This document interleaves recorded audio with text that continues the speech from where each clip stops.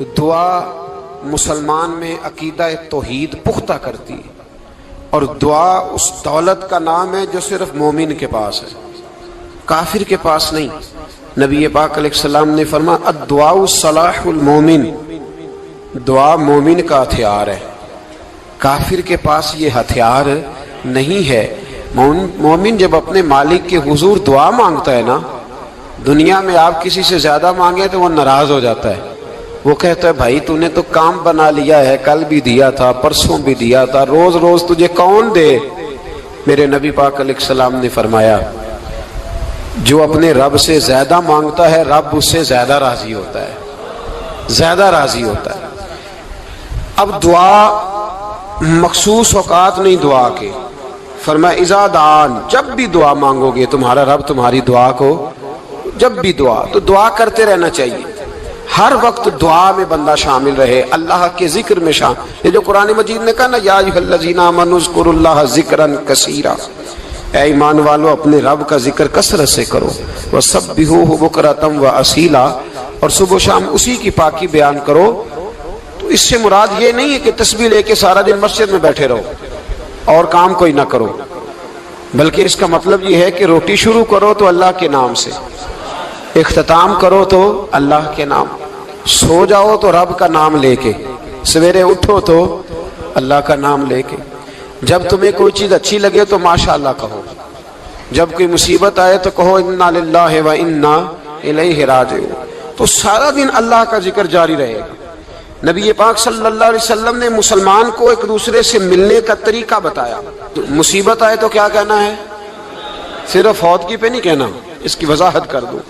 کوئی بھی الذین اذا اصابتہم مصیبہ، جب بھی کوئی مصیبت آئے اللہ کے بندے کہتے ہیں ہم اللہ کی طرف سے آئے ہیں اور اللہ کی طرف ہی ہم نے لوٹ جانا۔ تو میرے عزیز ہر وقت اللہ کا ذکر جاری رہے گا، ہر وقت زبان پہ رب کریم کا۔ دیکھیں نا نبی پاک علیہ السلام نے ہمیں ملاقات کا طریقہ بتایا۔ ایک صحابی آئے تو انہوں نے آ کے کہا السلام علیکم، نبی پاک علیہ السلام نے فرمایا رب تعالیٰ نے اسے 10 نیکیاں عطا فرمائی ہیں۔ دوسرے آئے تو انہوں نے کہا السلام علیکم ورحمۃ اللہ، تو محبوب فرمانے لگے، امام بہقی نے اس کو لکھا ہے، محبوب فرمانے لگے رب کریم نے اسے 20 نیکیاں عطا فرمائی۔ ایک اور آئے، عرض کیا السلام علیکم ورحمۃ اللہ وبرکاتہ، محبوب فرمانے لگے اللہ نے اسے 30 نیکیاں عطا فرمائی۔ اچھا اس کا مطلب کیا ہے؟ السلام علیکم، تم پر سلامتی ہو، سادہ ترجمہ یہ ہے کہ تم سلامت رہو، تم سلامت رہو، ورحمۃ اللہ وبرکاتہ، تم پر اللہ کی رحمت بھی ہو اور اس کی برکتیں بھی ہو۔ وہ کیا کہتا ہے؟ وہ کہتا ہے وعلیکم السلام، تم پر بھی سلامتی ہو، ورحمۃ اللہ وبرکاتہ، اللہ کی رحمت ہو اور اس کی۔ یہ جو مسنون دعائیں ہیں نا جو حضور نے ہمیں دعائیں سکھائی ہر موقع پہ، ان کا کمال دیکھیے۔ اب ایک مسلمان نے آتے کہا السلام علیکم، اس کا مطلب کیا ہے؟ تم پر۔ اب وہ جھگڑا کرے گا اسے مارے گا، اس کا مال چھینے گا؟ اس نے تو آتے ہی کہا تم پر سلامتی ہو۔ تو جو سلامتی کی دعا دینے والے ہیں وہ جیب تھوڑی کاٹیں گے، وہ غبن تھوڑی کریں گے، ڈاکہ تھوڑا ڈالیں گے۔ اسلام نے لفظ ہی وہ سکھایا ہے کہ فرمایا جب تم نے ملنا ہے تو تم نے دعائیں کرنی ہیں ایک دوسرے کے لیے۔ اب ہمارے ہاں نئے نئے لفظ آ گئے، ٹیلی فون اٹھایا تو کہا ہیلو، اس کا کیا ترجمہ ہے؟ کون ہے؟ اس کا کیا ترجمہ ہے؟ جی جناب، اس کا کیا مطلب؟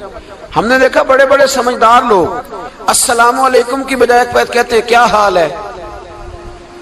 بھئی کیا عجیب بات ہے، بھئی کیا حال ہے کا کیا مطلب ہوا؟ وہ بعد میں کرنے کی بات ہے۔ اور کچھ تھوڑا سا جو ادیب ہیں، جو بیچارے حروف کے پیچ و تاب میں رہتے ہیں، وہ کہتے ہیں آداب عرض ہے۔ وہ کیا ہوتا ہے جی؟ اسلام نے دعا سکھائی ہے السلام علیکم، یہ کتنی خوبصورت دعا ہے۔ جب آپ گھر کے اندر داخل ہوئے تو آپ نے دعا دی السلام علیکم، یہ دعا دی آپ۔ ایک صحابی حاضر خدمت ہوئے، عرض کی یا رسول اللہ صلی اللہ علیہ وسلم میرے گھر میں غربت رہتی ہے، کیا کروں؟ نبی پاک علیہ السلام نے فرمایا جب بھی گھر جایا کرنا گھر والوں سے سلام لیا کر، گھر والوں سے کیا کہا کر؟ السلام علیکم، جب بھی گھر جائے۔ یعنی گھر آیا، اب گھر والوں نے بتایا کہ ماچس کی ڈبیا تو لے آؤ۔ اب یہ دکان کونے پہ تھی گھر والے پہ، وہاں سے ماچس کی ڈبیا لے کے واپس گیا تو کہنے لگا السلام علیکم. پھر گھر والوں نے کہا ہو بتانا یاد ہی نہیں رہا، چینی بھی ختم ہو گئی ہے.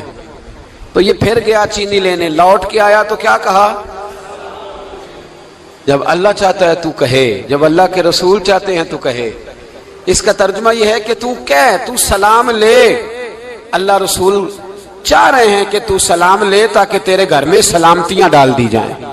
تو فرمایا سلام لینی ہے تو نے، اور ساتھ تو نے اس طرح کرنا ہے کہ 3 دفعہ سورۃ اخلاص کو پڑھنا ہے. امام قرطبی نے اس کو لکھا ہے. اس نے کہا حضور غربت بڑی ہے. غربت بڑی ہے تو کہ وظیفہ بتائیں. فرمایا جب بھی گھر جاؤ سلام لو اور 3 دفعہ سورۃ اخلاص پڑھو. وہ صحابی کہتے ہیں میں پکا ہو گیا. اب وہ کچھ دنوں کے بعد، کچھ عرصے کے بعد، کچھ مہینوں کے بعد واپس آئے تو صحابہ کرام علیہم رضوان فرماتے ہیں ہماری خواہش تھی کہ یہ کچھ بیان کرے، اب بتائے جو وظیفہ لے کے گیا تھا اس کا رزلٹ کیا نکلا. کہتے اس نے بڑی حیرت انگیز بات کی، حیرت انگیز عجیب انداز میں. کچھ لوگوں کا دل ہوتا ہے نا کہ مجھے ملے میرے پڑوسی کو نہ ملے، اور کچھ کا دل ہوتا ہے یار مجھے بھی ملا ہے اور الحمدللہ میرے پڑوسی کو ملا ہے. تو صحابی جب حاضر ہوئے تو صحابہ